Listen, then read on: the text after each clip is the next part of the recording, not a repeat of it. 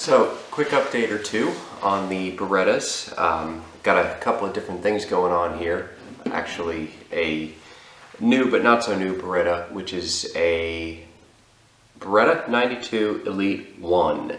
This is the pistol that came out before the Elite 2, obviously, and it's kind of the precursor or introduction to what, in my mind, the Elite 2 is the best 92 series pistol that Beretta has ever produced. It has all the features that I like and nothing that I don't. So we've got our 92A1 and then we've got our Beretta Elite 1. So for purposes of comparison, there's only really one thing that I want to talk about on the 92A1, so we'll just kind of start with that. The Beretta Elite series, the Elite 1, the Elite 2, and also the Elite 1A, which has a Vertec frame, the straight backstrap on the frame. All those guns have a Brigadier slide. A Brigadier slide is a thicker slide. It has some different contouring right here by the locking block, which supposedly beefed up the guns. That way they'd be able to handle a higher volume of rounds, or I should say higher pressure 40 cal ammo. And I guess they succeeded in that. You know, obviously when you add more metal, the likelihood of it cracking at thin stress points is reduced. So the slide on the Brigadier model is a little bit thicker. So if you go ahead and compare the two, you can see that the Brigadier is thicker on both sides. I believe it's by a millimeter on both sides, I believe. So you know, the only real difference aesthetically is that it's thicker. And around the front sight, there's a significant increase in material here. The Brigadier slide is 60 grams heavier than the standard Beretta 92FS slide. So you do have an increase in weight that's significant, but it's not unless you're very susceptible to a feeling of recoil. And one thing that I will say is, normally I like guns with pretty light slides because they cycle nice and fast and snappy. In the case of the actual Beretta Elite, which has a heavier slide, I actually didn't mind it. So I guess the distribution of weight across the front and the back is pretty good because the recoil impulse on the Elite 1 is pretty nice, and I do enjoy it. I actually like it more than the 92A1, but there's other factors there, you know, in regard to the internal recoil buffer that may be screwing up the recoil impulse a little bit, and the distribution of weight that just may be off on this slide. But again, long story short, recoil impulse on this one is better. So the Brigadier slide offers a lot, theoretically, because the heavier weight, it's less desirable.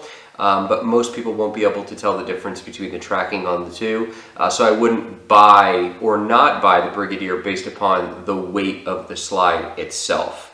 Okay, so let's talk about this Elite. I'm going to get the 92A1 out of the way here because nobody really wants to talk about that or see it, or just nobody cares because I'm pretty much over it too.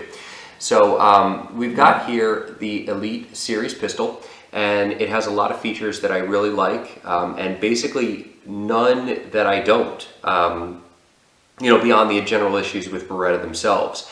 So if I could have had an Elite 2, awesome. Basically the only real difference between the Elite 2 and the Elite 1 is that the Elite 2 has checkering on the back and the front straps. As it comes from the factory, the Elite 1 came with a very thin skeletonized hammer, which were kind of prone to light strikes because they were too light.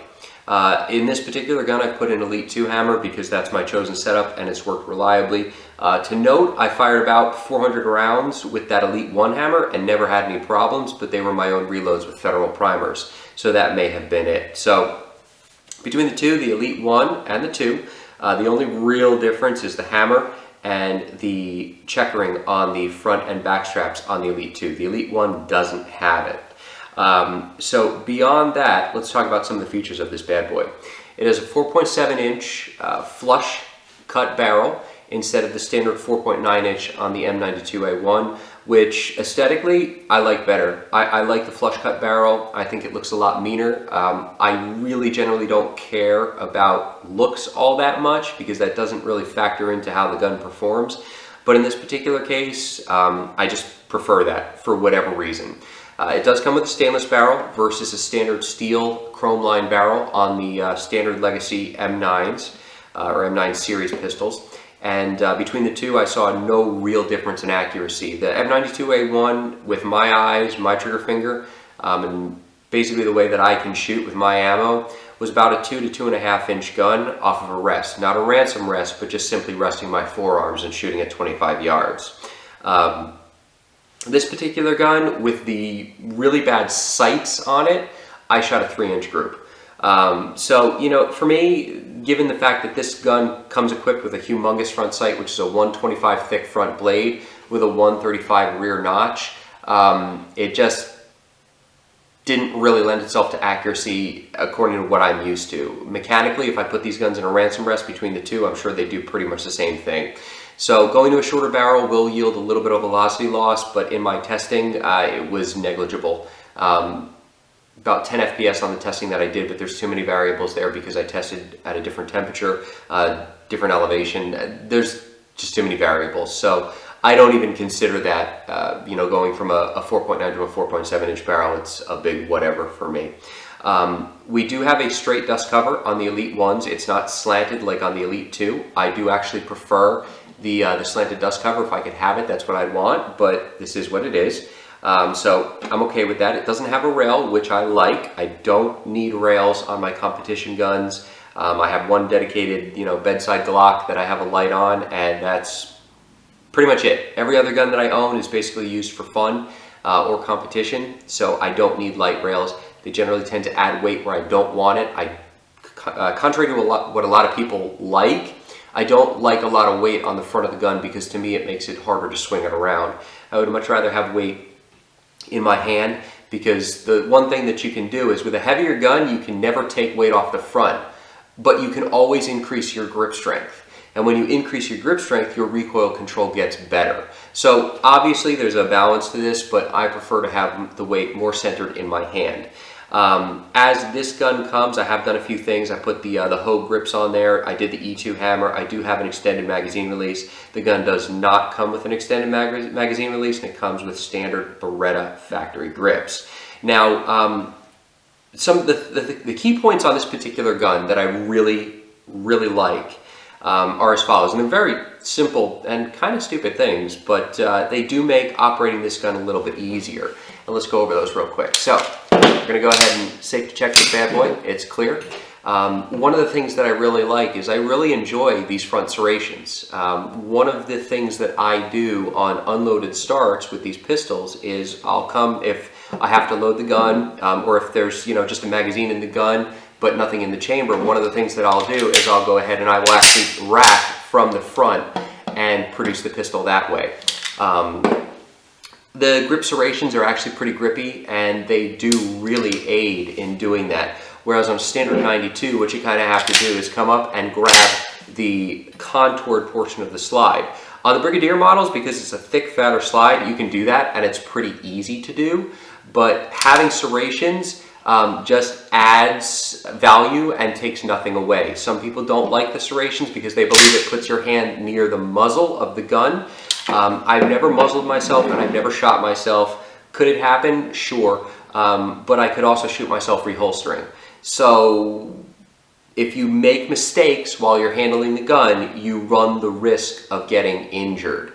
So, you know, some people would say, well, that's very true, but you're also creating a scenario where you could potentially get injured. And you know what? I hate to be callous about it, but we're playing with guns, whether we're using them in a professional capacity, or whether we're just playing games with them, or whatever it is that you may be. This is a tool that can hurt you. So, you know, there's a lot of instances where it can bite you in the ass. And obviously we're taking a risk, and as an educated adult individual, you should be able to determine what risks you're okay with. Nothing is ever 100% safe.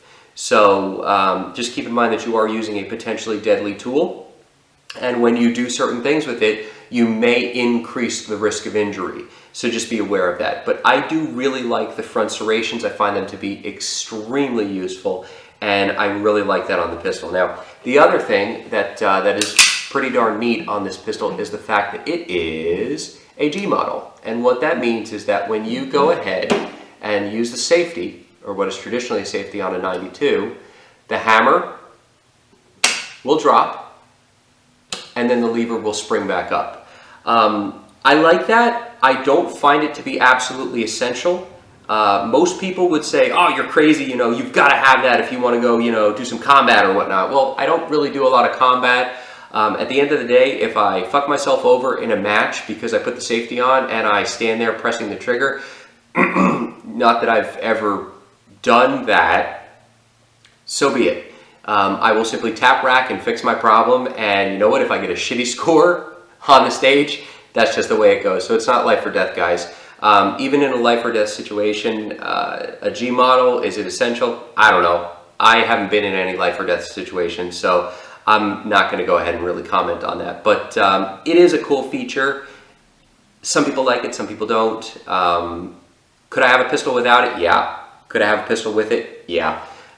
Would I choose one over the other? I've only fired 5,000 rounds through Berettas in my life, so I can't really say conclusively as far as what I need. I haven't used the guns enough to be able to really say, this is what I need. So beyond that, those are really the features that are exclusive to this Elite 1.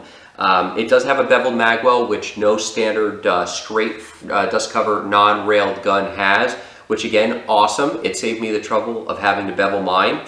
And the frame radius back here is very nice. The beaver tail is very rounded off and very comfortable in the hand, whereas on the edges here on the 92A1, it's very crude. So the Elite 1 is more comfortable to shoot than the 92A1, but between the two, really not that big of a deal. But again, the little refinements in this gun make it a more desirable gun for me. So all in all, I found the Elite 1 to be a better gun for me.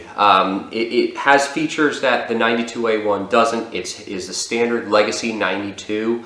And again, without really getting scientific, the 92A1 had a weird recoil impulse. I tried a bunch of different recoil springs. I tried a bunch of different grip techniques. I couldn't get used to the gun.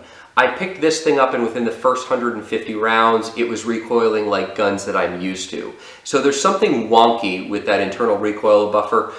It didn't work for me. It may work for you. I'll leave it at that. But this particular gun, this Elite right now, is the gun that that I believe Beretta should be producing. Or let me rephrase that. I believe they should be producing Elite 2s, because I really do believe that the Elite 2 was the best Beretta that they've ever produced. It has every feature that you need, nothing that you don't, and it's just a fantastic pistol. It really is. But again, because Beretta is basically drinking their own urine, or I don't know what they're doing, they don't produce any pistols that make any sense. The PX4 is fine if you want a polymer pistol. I've shot one, a bunch of rounds through a couple of PX4s. I enjoy the pistol. I think it's cool. But between that and a Glock, I'd much rather have a Glock. It's just, in my mind, a simpler gun. So simplicity is great when you're considering, you know, concealed carry or lightweight guns. When you start getting into these heavier competition guns, you really want a certain feature set, and the Elite 2 has everything that you want and nothing that you don't, whereas a 92, fixed front sight. Fixed front sights suck. I'm sorry, it's 2014. You shouldn't be having a fixed front sight on any gun. You should have options. Options are what freedom is all about, and to be sucked into a gun that is the way it is and you cannot change it to suit you is beyond stupid as far as I'm concerned. So this Elite 1 is awesome. If you guys have any questions about it, specifically what I've changed, because this basically did get the same treatment as the 92A1, by all means ask. Happy to help. Let's make it happen. So if you guys like the video, go ahead and like it. I do appreciate that. It helps me, you know, kind of motivate myself to make some more videos. And lots of people seem to think these are informative, and that's what it's all about. So thanks, guys.